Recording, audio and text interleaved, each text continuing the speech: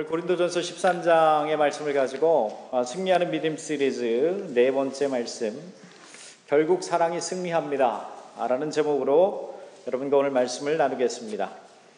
오늘 우리가 읽은 본문의 말씀은 교회 다닌 사람이나 교회 다니지 않는 사람들이나 모두에게 잘 알려져 있는 말씀입니다. 왜냐하면 사랑이라는 것이 모든 사람의 관심이기 때문에 그렇습니다. 그래서 오늘 말씀은 특히 결혼을 할 때에 자주 인용되는 성경 말씀이기도 합니다. 모든 인간은 사랑을 받고 싶어하는 욕구가 있습니다. 동시에 사랑을 주고 싶은 욕구도 있습니다. 그래서 서로 간에 사랑의 흐름이 끊기면 병든 관계가 되죠. 그러나 서로 간에 사랑의 흐름이 원활하면 참 건강하고 행복한 관계입니다. 특별히 제가 미국 와서 미국 사람들이 가장 많이 쓰는 단어가 뭘까 생각해 보니까 love, 사랑한다는 말을 미국 사람들이 참 그렇게 많이 씁니다. I love my family. I love my dog.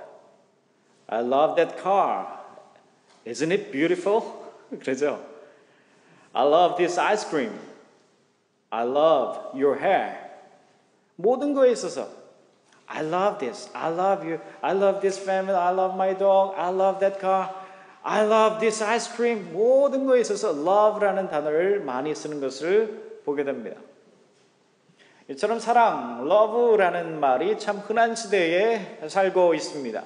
그러나 정작 사람들 마음속에 사랑은 점점 말라가는 느낌이 드는 것은 왜일까요? 쉽게 사랑한다고 말하는 것처럼 쉽게 사랑을 배신할 때가 많습니다. 사랑한다는 말을 하지만 정작 사랑하는 것은 내 자신일 때가 훨씬 더 많습니다. 사랑한다는 말은 많지만 진짜 사랑을 사랑답게 하는 사람은 많지 않습니다. 오늘 고린도전서 13장은 흔히 사랑장이라고 하는데 과연 여기에서 말하는 사랑은 어떤 사랑을 말하고 있는 것일까요? 사도 바울은 왜 13장 전체를 통해서 이처럼 사랑에 대해서 장황하게 설명하고 그것에 대한 강조를 이토록 강하게 하고 있는 것일까요? 그리고 13장 결론으로 믿음, 소망, 사랑, 그 중에 제일은 사랑이다 라고 하는 말의 진의가 무엇일까요? 오늘 말씀을 통해서 이에 대한 대답들을 우리가 찾아볼 수가 있는 것입니다.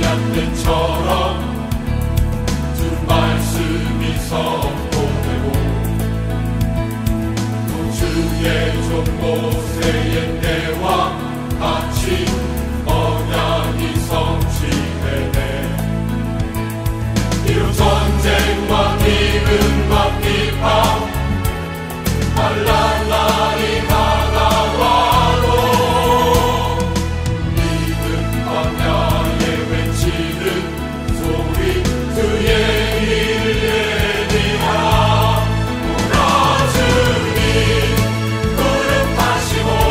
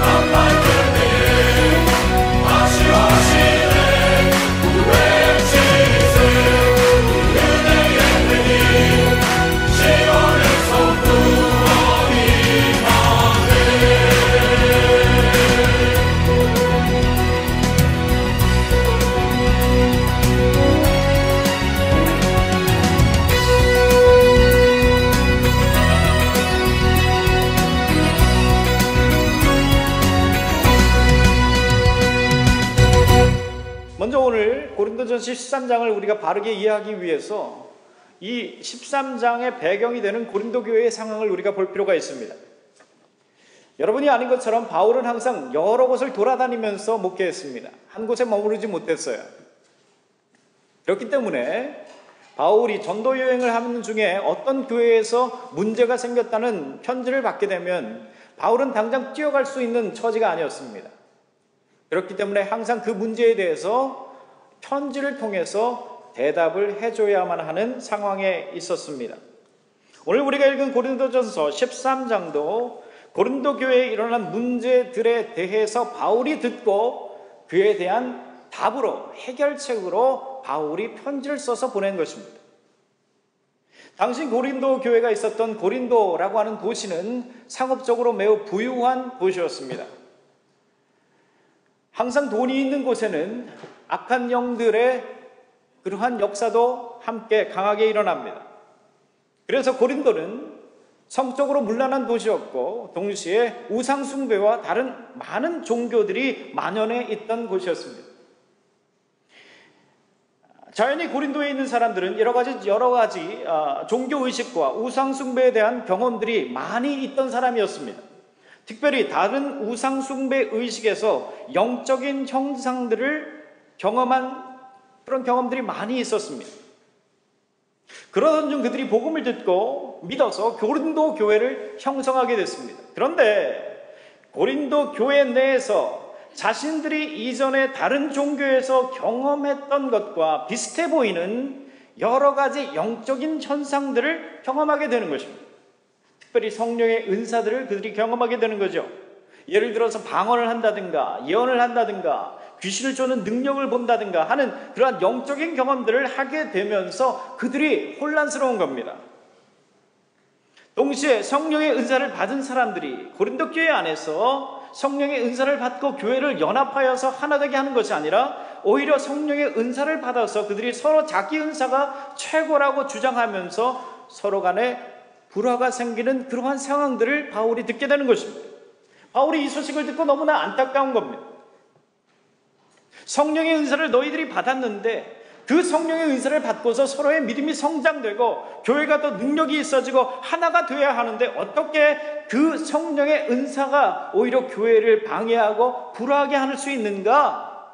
바울이 이 문제를 듣고 마음이 아픈 겁니다.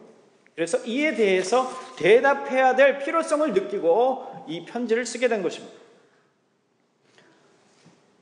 다른 종교에서 나타난 신비한 현상들과 복음의 은사의 차이가 무엇인가? 그거에 대해서 바울이 이야기하는 것이고요. 동시에 너희 가운데 고린도 교회 가운데 나타나고 있는 성령의 은사의 가장 근본적인 본질이 무엇인가? 그것에 대해서 이 두 가지 질문에 대하여서 바울은 확실한 가이드라인과 해답을 주게 되는 것입니다. 그래서 이것을 위해서 바울은 고린도전서 12장에서부터 시작해서 오늘 13장 그리고 14장에 걸쳐서 은사론에 대한 논쟁을 장황하게 설명하고 있는 것입니다. 그래서 13장을 정확하게 이해하려면 12장과 13장과 14장까지 이어지는 바울의 은사론에 입각하여서 오늘의 말씀을 이해해야만 하는 것입니다. 그래서 여러분 오늘 말씀을 이해하기 위해서 12장으로 잠깐 가보시면요. 12장 1절을 보세요. 12장 1절에 보면은요. 바울이 이렇게 얘기하고 있습니다. 우리 12장 1절 다 같이 읽어볼까요? 12장 1절 시작. 형제들아 신령한 것에 대하여 나는 너희가 알지 못하기를 원하지 아니하노니. 무슨 말이에요? 형제들아 고린도에 있는 성도들이요 여러분들이 신령한 것이 무엇인지를 정말 제대로 알기를 원합니다 라고 바울이 얘기하는 것이죠. 여기서 신령한 것에 대한 히라바 원어는 바울이 푸뉴마티콘이라고 하는 단어를 쓰고 있습니다. 고린도 교회에서 일부 성도들은 자신이 경험하거나 받은 성령의 역사로 인해서 자기가 다른 사람들보다 더 신령한 사람이라고 생각하게 됐습니다. 더 영적인 사람이라고 자부하게 됐습니다. 신령한 것이 자신의 능력으로 오해된 것입니다. 그러니까 서로 교만하게 되고 서로 자기가 더 신령하고 영적인 것이라고 싸우면서 교회 안에 불화가 생기게 된 것입니다. 그래서 바울은 12장 1절에서 고린도 성도 여러분, 정말 신령한 것이 무엇인지 저는 여러분들이 제대로 알기를 원합니다 라고 하면서 12장을 시작하면서 12장 4절에 보면 이렇게 되어 있습니다. 12장 4절에 은사는 여러 가지나 성령은 같고, 은사를 1절에서는 12장 1절에서는 은사를 헬라어로 푸뉴마티콘이라는 단어를 썼는데 12장 4절에서는 그 단어를 바꿉니다. 어떤 단어로? 카리스마라고 하는 단어로 바꾸는 것이죠. 여러분, 카리스마 아시죠? 저 사람 되게, 저 목사님 되게 카리스마 있어. 저 대통령 되게 카리스마 있어. 우리가 생각하는 카리스마는 아주 이렇게 강력하고 독재적이고 그런 강력한 리더십, 그것을 우리가 카리스마라고 표현하는데, 원래 헬라어의 카리스마라고 하는 단어가 나타내는 것은 은혜, 선물, 하나님으로부터 온 어떠한 은혜, 그러한 것들을 얘기하는 거예요.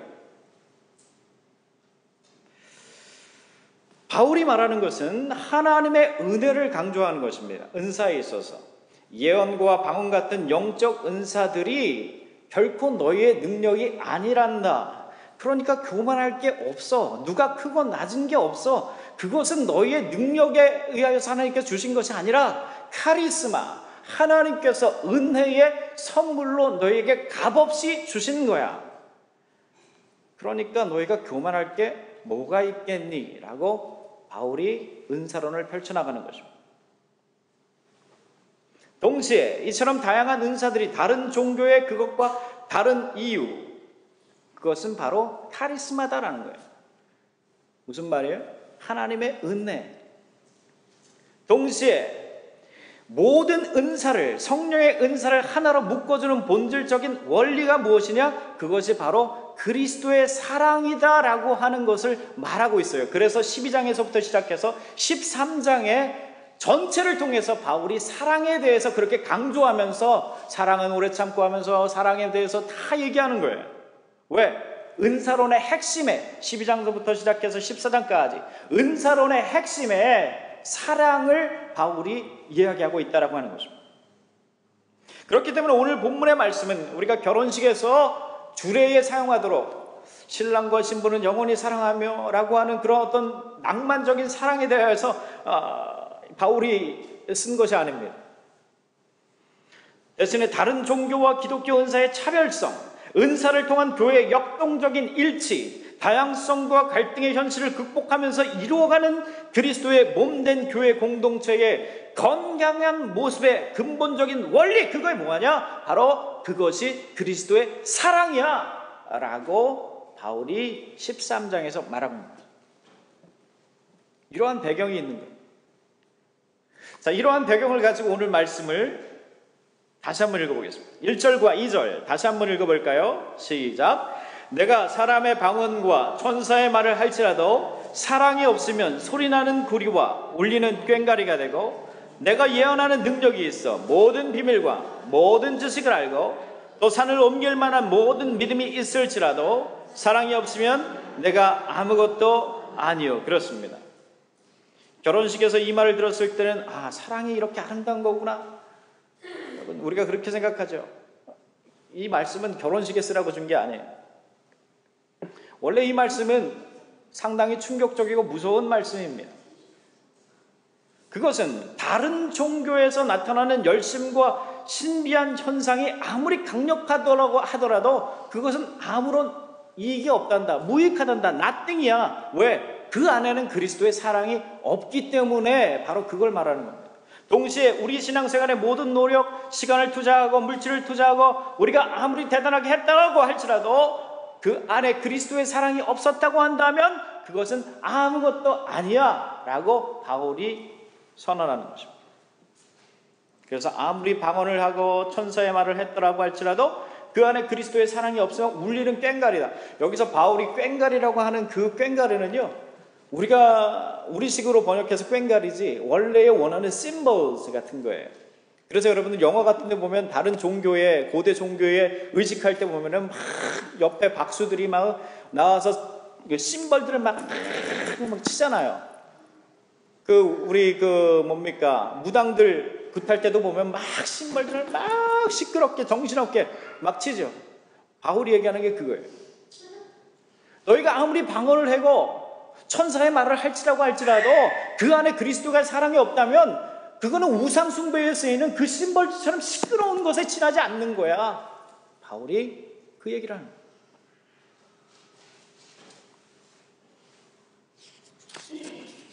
여러분, 한 우루과이의 한 시골 성당 벽에요, 이러한 주기도문이 걸려 있다고 합니다. 하늘에 계신이라고 하지 말라.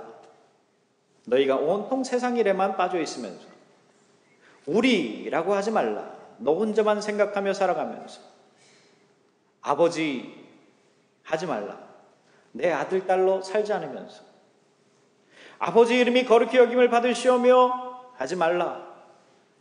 너의 이름을 빛나기 위해 안간힘을 쓰면서 아버지 나라가 임하시오며 하지 말라. 물질 만능의 나라가 임하기를 원하면서 아버지의 뜻이 하늘에서 이루어진 것 같이 땅에서 이루어지이다 하지 말라.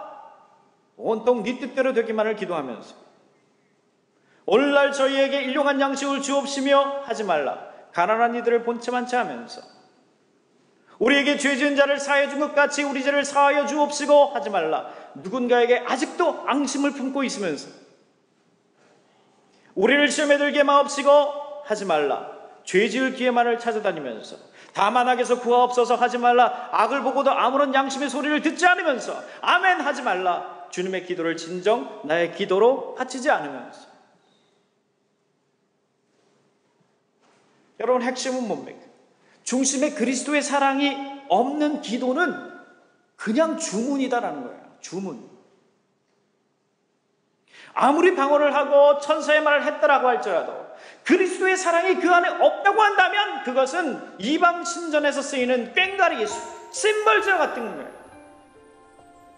아무리 예언하는 능력이 있고 산을 옮길 믿음이 있더라도 그 중심에 그리스도의 사랑이 없으면 nothing, 아무것도 아니야 라고 말하는 거예요.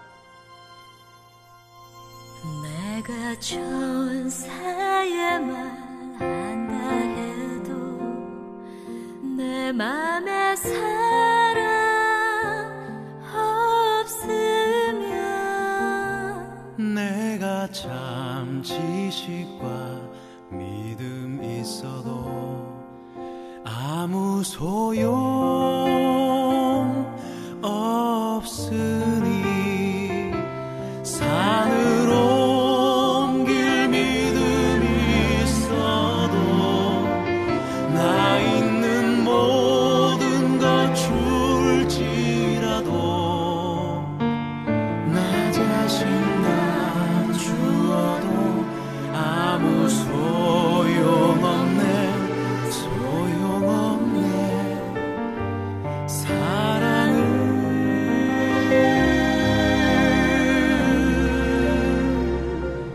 영원하네.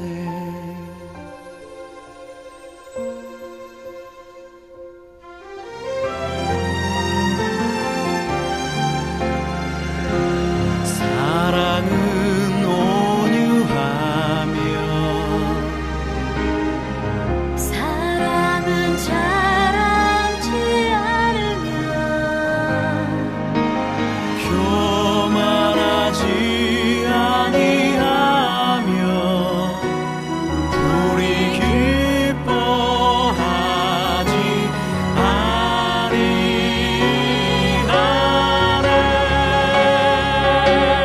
내가 천사의 말 한다 해도 내 맘에 사랑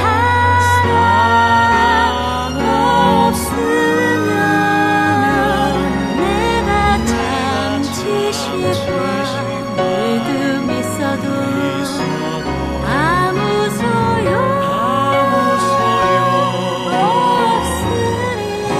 없으니 산으로 옮길 믿음이 있어도 나 있는 모든 것 줄지라도 나 자신 다 주어도 아무 소용없네.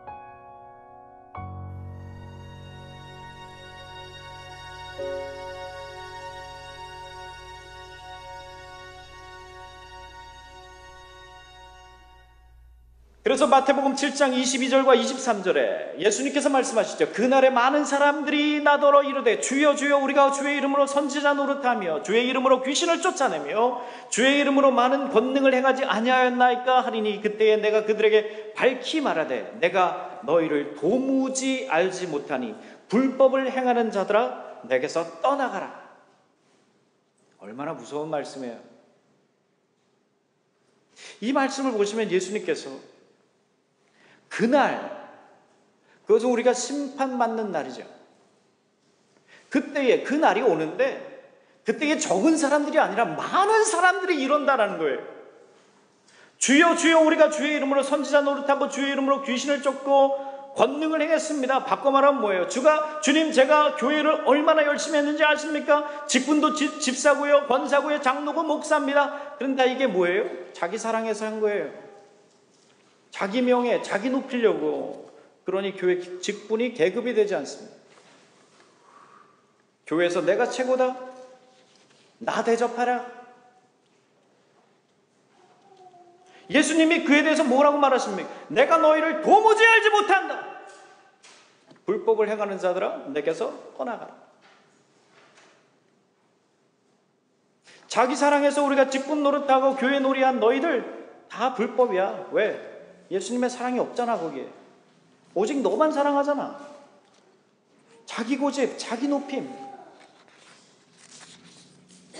사랑이 없으니까 아무것도 아니다는. 다시 오늘 본문의 말씀으로 들어와서 3절 보세요. 3절 보시면 3절 다 같이 읽겠습니다. 3절 시작. 내가 내게 있는 모든 것으로 구제하고 또 내 몸을 불사르게 내줄지라도 사랑이 없으면 내게 아무 유익이 없느니라. 그렇습니다. 나의 귀중한 재물과 돈을 희생하고 심지어 몸을 불사르게 바치는 희생조차도 그 중심의 동기가 사랑이 아니었다면, 하나님에 대한 사랑, 그리스도의 사랑이 아니었다면 아무 소용이 없는 거다라고 얘기합니다. 여러분, 중동에서 자살폭탄 테러 하잖아요. 그 사람들이 왜 자살폭탄합니까? 대단한 큰 뜻을 품고 나라를 사랑해서 천만에요. 그거 하면 돈 주니까. 그리고 그들이 믿는 내세간의 축복이 뭐예요? 그렇게 자살폭탄 테러에서 내 몸을 죽이면 내가 죽자마자 내가 천국에 가서 70명의 아름다운 처녀들과 영원히 쾌락을 누리면서 사는 복을 누린다. 그들이 믿는 믿음입니다. 다 자기 욕심이고 자기 사랑해서 그렇게 하는 거예요. 그리스도인의 믿음도 마찬가지입니다. 아무리 내가 대단한 일을 하고 수고를 하고 헌신을 했다고 해도 그게 내 욕심이었다면, 나를 향한 사랑이었다면 그것이 중동에서 자살폭탄 테러하는 사람들과 다를 게 없다라. 진짜 믿음은 자기 사랑이 아니라 예수 그리스도의 사랑입니다. 하나님을 향한 사랑. 예수님의 성육신 사건, 사랑의 사건이죠. 십자가 사건, 사랑의 사건이고, 부활의 사건, 사랑의 사건이고, 예수님께서 다시 오는 재림의 사건, 사랑의 사건이에요. 이런 사건들 자체가 기적이 아니라 예수님께서 이 모든 일들을 왜 하셨는가? 우리를 사랑하여서, 여러분과 저를 사랑하여서 예수님께서 이 모든 것을 하신 겁니다. 사랑할 것이라고 눈꼽만치도 없던 우리들을 예수님께서 사랑하셔서, 얼마나 사랑하셨으면 예수님께서 인간의 몸으로 오셨고, 얼마나 사랑하셨으면, 여러분과 저를 얼마나 사랑하셨으면 예수님께서 그 귀한 성자 예수의 몸을 십자가에 죽이시고, 여러분과 나를 얼마나 사랑하셨으면 부활의 첫 열매가 되기 위하여 우리에게 새 생명 주기 위하여 예수님께서 부활하시고, 여러분과 나를 얼마나 사랑하셨으면 우리로 하여금 천국의 놀라운 백성 되게 하시기 위하여 다시 오신다라고 하는 것입니다.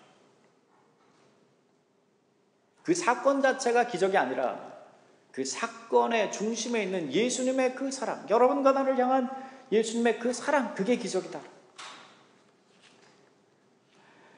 그래서 로마서 5장 8절에 우리가 아직 죄인 되었을 때에 그리스도께서 우리를 위하여 죽으심으로 하나님께서 우리에 대한 자기의 사랑을 확증하셨느니라 라고 이야기하고 있습니다. 우리가 죄인이었어요. 하나님과 원수됐어요. 사랑할 거라고는 눈꼽만치도 없었는데, 그러나 우리를 위하여 죽으심으로 하나님께서 우리에 대한 자기의 사랑을 확증해 주셨다는 겁니다. 그렇기 때문에 우리의 믿음은 뭡니까? 예수님의 이 놀라운 사랑을 의심치 않고 믿는 것, 그게 믿음입니다. 죄라는 것이 무엇입니까? 이토록 놀라운 예수님의 사랑을 거부하고 배신하는 거예요. 인정하지 않는 것, 예수 그리스도의 사랑을 인정하지 않는 것, 그게 죄입니다. 전도와 선교는 뭡니까? 이 놀라운 예수님의 사랑을 세상에 좋다고 알려주는 거예요.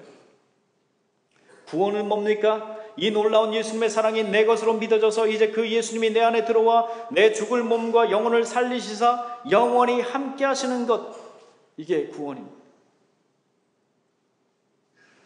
여러분, 우리의 믿음은 최종적으로 누가 진짜다 아니다 판단하실까요? 예수님께서 판단하실 겁니다. 그런데 이것은 우리가 죽은 후에만 가능하죠. 그런데 죽기 전에 내 믿음이 진짜인지 아닌지 알아보는 방법이 있어요.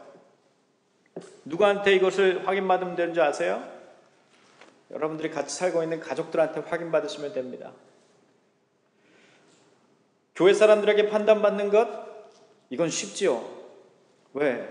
우리가 주일날 만나봐야 뭐 한두 시간밖에 더만 만납니까? 주일날 교회에서 한두 시간 얼마든지 우리가 연기할 수 있습니다. 교회 사람들은 내가 얼마든지 연기해서 속여낼 수가 있습니다. 그런데 내가 같이 사는 가족들은 속일 수가 없어요. 그래서 이런 말이 있습니다. 교회에 올 때 차 안에서, 그리고 교회를 떠날 때 차 안에서 진짜면 진짜다. 무슨 말인지 아세요? 교회 오기 전까지 자기 원래 모습, 교회에 와서는 싹 다른 모습, 우리가 가면을 싹 쓰잖아요. 그리고 교회를 떠날 때 가면을 싹 벗습니다. 차 안에 들어가자마자. 그러면서 원래 모습으로 들어가서 집에 가는 내내 교회 사람들 돌아가면서 판단하고 욕하고. 그러니까 교회 올 때 갈 때요, 차 안에 복음성가를 크게 틀어놓으세요. 다른 생각 안 하게. 우리가 교회에서는 남미 선교다, 뭐 아프리카 선교다, 동남아 선교에 앞장드는 사람이요, 자기 밑에 자기가 일하는 직장에서 일하는 데에서 유색인종들한테는 누구보다도 인종차별적이고 악독한 그런 주인 행세를 하는 우리 한인들의 모습을 볼 때가 많아요. 심지어 물 먹는 시간도 안 준대요. 임금 띄어먹고 욕하고. 여러분, 우리는 교회에서 얼마든지 믿음을 연기할 수 있습니다. 그렇기 때문에 교회에서 그 사람의 믿음이 진짜인지 아닌지를 알기는 매우 어렵습니다. 그러나 속일 수 없는 사람이 있습니다. 바로 같이 사는 식구들입니다. 거기에서 그 사람의 진짜 모습이 나타나기 때문에 그렇습니다. 식구들이 판단해 줄 수 있습니다. 그러니까요, 자녀들이 볼 때 우리 아빠 진짜 믿음이다, 최고죠. 그게 최고예요. 우리 엄마는 진짜 그리스도이냐, 최고입니다. 뭐 목사님이 인정해주고 안 하고 그거 중요한 거 아니에요. 목사처럼 속이기 쉬운 사람들이 없어요. 대부분 목사는 순진해요. 그렇기 때문에 조금만 뭐 하면 믿어요. 근데 여러분의 자녀들이 여러분들을 볼 때 우리 아빠 진짜야, 우리 엄마 진짜야, 그게 진짜예요. 그런데 우리 엄마처럼 믿으려면 안 믿는 게 더 낫겠다. 자녀들이 대학교 가면서부터 교회 안 나옵니다. 왜? 그때부터 운전하잖아요. 제가 한 번은 식당 가서 밥 먹는데요, 애들이 기도를 안 하고 먹어요. 그래서 야, 기도하고 먹어야지. 그랬더니 한 녀석이 그래요. 아빠도 지난번에 기도 안 하고 먹었잖아. You didn't pray last time either. 제가 순간 당황했습니다. 그래서 뭐라 그럴까 그러다 그냥 미안하다 그랬어요. 딱 걸렸으니까 뭐라 그래요 제가. 그래, 미안하다, 아빠가 그걸 실수한 거야. 그러면서 제가 깨달은 게, 야, 애들이 다 보고 있구나. 교회 성도들한테 보이는 거는 쉬워요. 제가 여러분들한테 보이는 건. 그런데 애들은 어려워요. 힘들어요. 같이 사는 제 아내를, 그의 눈을 바라보면서 설교하는 것, 그게 진짜 어려운 거예요. 교회에서 인정받는 목사인데 가정에서는 존경받지 못하는 아버지였다. 제가 생각할 때 그건 참 실패라고 생각해요. 그런데 가정에서 존경받는 아버지, 교회에서도 인정받는 목사가 될 것 같아요. 저는 여러분들이 가정에서 존경받는 믿음 되기를 축복합니다. 사랑장이라고 불리는 고린도전서 13장이 말하는 사랑이 이겁니다. 모든 은사와 믿음 받은 가늠하는 척도, 본질, 핵심, 키, 그게 사랑이다. 그리스도의 사랑. 은사의 키, 그게 얼마나 대단한가, 그것이 아니라 그 중심에 그리스도의 사랑이 있느냐. 이게 없다면 아무리 대단한 일을 했더라도 아무것도 아니고요, 이게 있다고 한다면 아무리 작은 일을 했다고 하더라도 그게 참 대단한 일이다. 주 발 앞에 무릎 꿇고 그 사랑에 남기네. 어떤 말도 그 어떤 소리도 그 발 앞에서 잠잠해지네.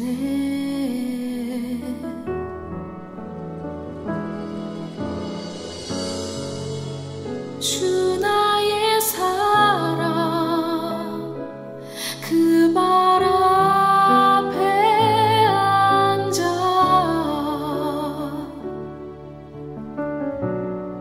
내 모든 기도는 사랑의 노래가 되네.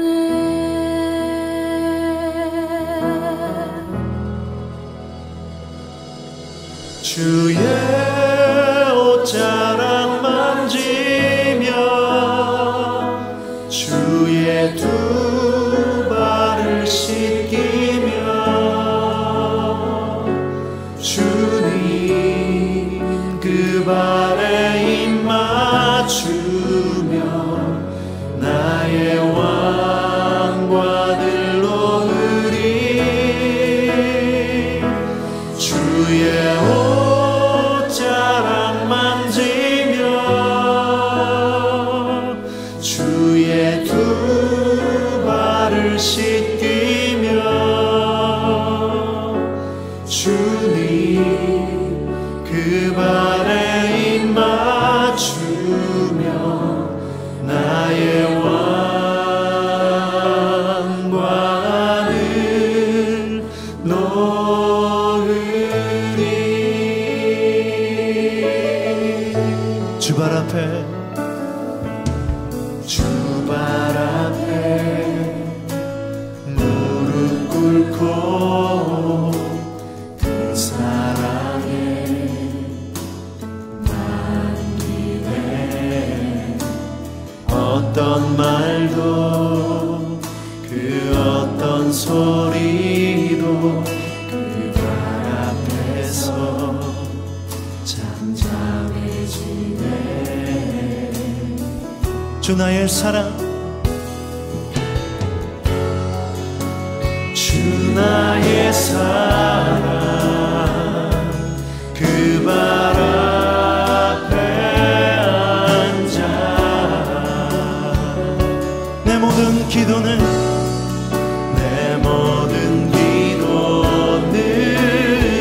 사랑의 노래가 되네. 주의 옷자락 만지며 주의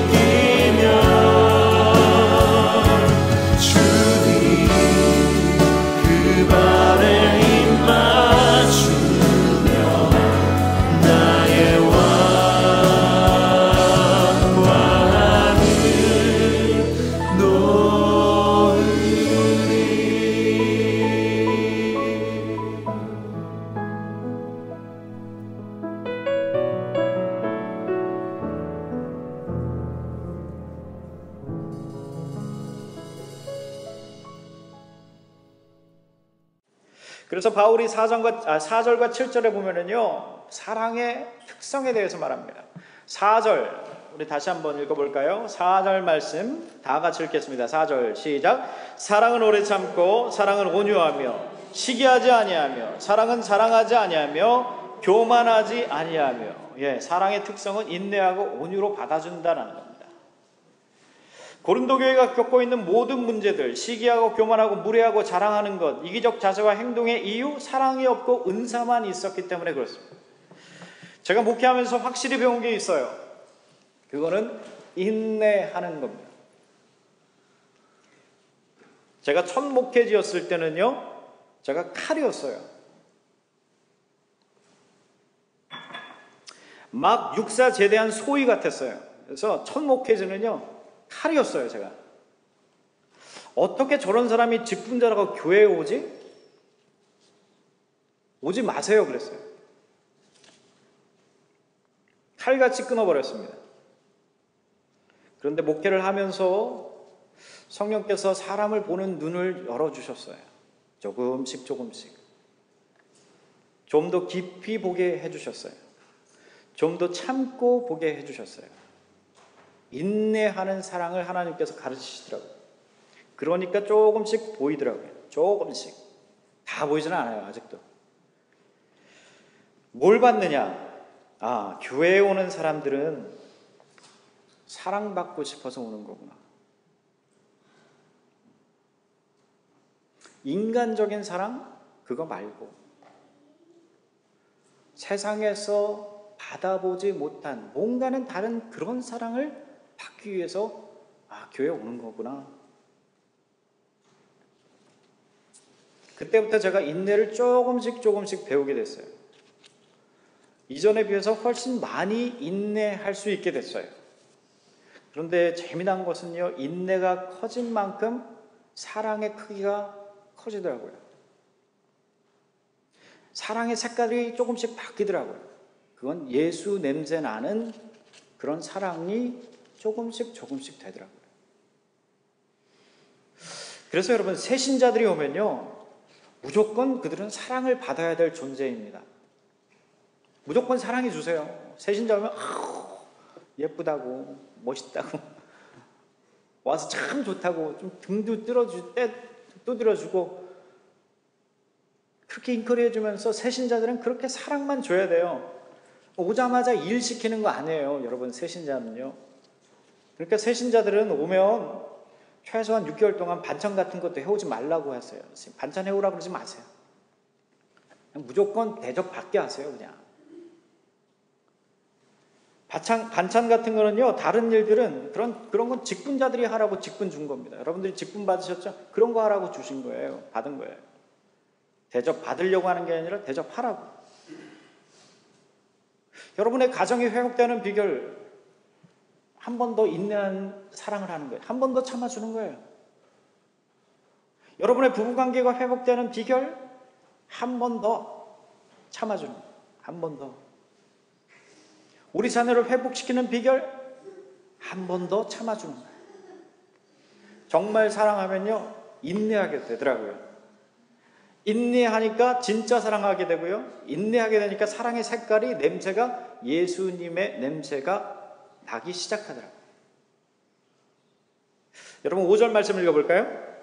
5절 말씀 다 같이 읽습니다. 시작. 무례히 행하지 아니하며 자기의 유익을 구하지 아니하며 성내지 아니하며 악한 것을 생각하지 아니하며. 예수님의 사랑은 무례하지 않습니다. 예의가 참 바르죠. 간혹 보면요, 은사자라고 하면서 굉장히 무례하고 예의 없는 사람들이 있습니다. 마치 무당들이 하듯이 모든 사람한테 반말하는 사람들이 있어요. 그죠? 성령의 사역자라 그러면서 막 모든 사람들한테 막 예의 없이 무례하게 반말하고 아나무인식으로 하는 사람들이 있습니다. 그걸 또 카리스마라고 포장하죠. 카리스마는 그런 거 아니라고 얘기했습니다. 저는 그런 사람들을 신뢰하지 않습니다. 왜냐하면 오늘 말씀의 사랑은, 은사의 핵심이 되는 사랑은 무례히 행하지 않는다고 했기 때문입니다. 진짜 성령의 은사자들은 매우 고상하고 예의가 있습니다. 제가 아는 한 목사님은요, 참 유명하신 목사님입니다. 지금 80이 넘으신 원로 목사님이세요. 그런데 젊을 때나 지금이나 교회에서 아이들을 보면은요, 항상 그분은 존댓말을 하셨어요. 항상 허리를 굽히고 눈을 마주치면서 말했습니다. 아이고, 누구 왔어요? 고마워요. 아이고, 누구 참 예뻐요. 항상 그래요, 그 목사님. 그래서 제가 물어봤어요. 목사님 왜 그렇게 하시는 거예요? 그랬더니 그 목사님이 그러세요. 저 안에 있는 예수님이나 내 안에 있는 예수님이나 같으니까 그래요. 이해되시죠? 그 아이 속에 있는 예수님이나 내 안에 있는 예수님이나 같기 때문에 그런 거예요. 나이로 보면 엄청 차이 나요. 근데 본질을 보면은 똑같아요. 예수님이니까. 그러니까 예수님한테 예의 바를 수밖에 없는 거예요. 상냥할 수밖에 없는 거예요. 그러니 애들부터 부모까지 그분을 저절로 존경하게 됐어요. 아, 저게 그리스도인의 사랑이구나. 사랑은 자기의 유익을 구하지 아니합니다. 심리학자 에릭 프롬은 어린이의 사랑은 나는 사랑받기 때문에 사랑한다 라고 얘기했습니다. 그러나 어른의 사랑은 내가 사랑하기 때문에 나는 사랑받는다, 이것을 차이라고 얘기했습니다. 여러분들은 어떤 사랑을 하시나요? 그 사람이 하나를 주니까 나도 하나 주십니까? 그 사람을 통해서 나한테 얻을 것이 있으니까 사랑해 주십니까? 어린이 같은 사랑을 아직 하고 계신 겁니다. 성숙한 사랑은 그리스도께서 보이신 사랑입니다.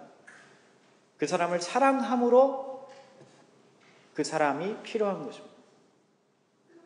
특별히 저는 여러분들이 사랑을 갚을 능력이 없는 사람에게 사랑 주시기를 축복합니다. 하나님께서 다 기억하고 갚으세요. 목사님 왜 저만 맨날 밥 사야 돼요? 이런 질문을 하시는 경우가 있어요. 목사님 왜 저만 맨날 밥 사야 돼요? 그럼 밥 사는 형편이 좋아요? 밥 얻어먹는 형편 되기는 게 좋아요? 밥 사는 형편 되는 게 훨씬 좋은 거예요. 아니, 내가 축복받아서 밥 살 형편 되니까 얼마나 좋아요. 그러니까 불평하지 말고 계속 사세요.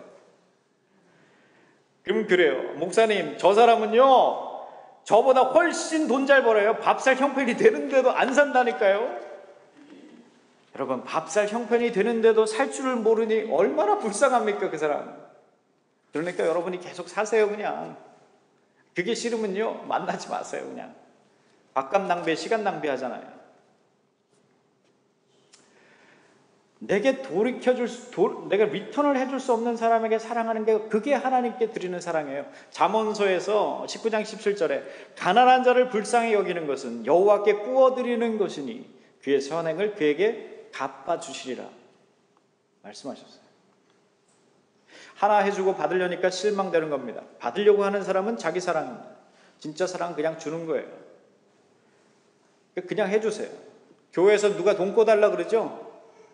교회에서 돈 거래하지 마시고요. 그냥 여러분이 주실 수 있는 만큼, 뭐 100불이면 100불, 500불이면 500불 그냥 주세요. 안 받을 생각하고. 그게 편해요. 특별히 5절에 보면은요, 사랑이 어떤 것인가? 악한 것을 생각하지 아니한다라고 얘기하고 있습니다. 악한 것을 생각하지 않는다. 그것은 다른 사람이 나에게 한 악한 일을 더 이상 생각하지 않는다는 거예요. 빨리 잊어버린다는 겁니다. 제가 아주 친한 한 장로님이 계신데요. 이 장로님은요, 연세가 70이 다 되셨어요. 그런데 이 장로님하고 저하고는 스스럼이 없어요. 그래서 이런 얘기 저런 얘기 다 하는데, 그 장로님이 그러세요. 목사님, 제가 70이 다 됐는데요, 제가 아직까지 기억에 생생한 게 있어요. 뭐예요? 그랬더니, 제가 3살 때 밥 먹는데요, 제 사촌이요, 자기 집에 와서 제가 밥 먹는다고 제 밥그릇에서 침을 탁 뱉은 거.